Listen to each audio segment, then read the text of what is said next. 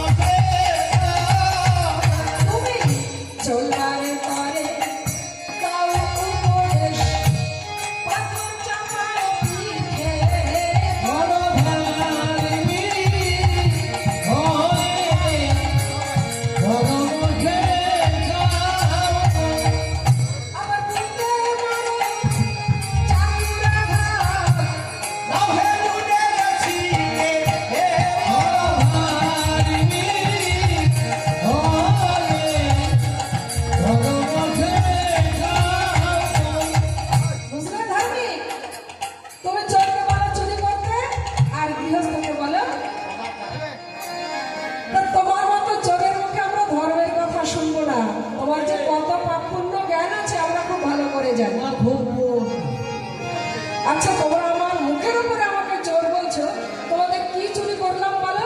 অনেক কিছু। গোপিনীগণ বলছে, তুমি কি চুরি করনি আগে তাই বলো। কি গো মা? বলছে তুমি কি চুরি করনি আগে তাই বলো। ভগবান বললেন আচ্ছা তোমাদের চুরি কি করলাম দুটো একটা নাম বলবে তো? হাটে হাড়ি ভাঙবো, তারা হাটে হাড়ি ভাঙবো। ভেঙে দিই আমার বোনের কথা। তোমার বোনের কথা? তুমি আমাদের কি চুরি করেছো? এক নম্বর, তুমি আমাদের বাড়িতে গিয়ে আমাদের ছোট ছোট বাছুরি আছে ওইগুলো ছেড়ে দাও, ছেড়ে দিয়ে গাভীর দুধ খাইয়ে দাও। দুই নম্বর, আমাদের ঘরে প্রবেশ করে আমাদের দধি দুগ্ধ ছানা মাখন চুরি করে খাও। তিন নম্বর, আমাদের বসন চুরি করেছিলে, এ কথা কেনা জানে? সকলেই জানে। চার নম্বর, তুমি হলে সর্বোপরি মনচোরা হরি। বুঝলে? তুমি আমাদের মনকে করেছো চুরি। তা মন যার চুরি হয়ে যায়, আপন ধন বলতে তার আর কি থাকে গো? কি গো মা? মন চুরি যার হয়ে যায় তার আর কিচ্ছু থাকে না, সবকিছুই চুরি হয়ে যায়। তাহলে তুমি কি বাকি রেখেছো তাই বলো? চুরি করতে তুমি বাকি কি রেখেছো? সব কিছু চুরি করেছো। আমার বোনের কথা কিছু বলবো? বলো।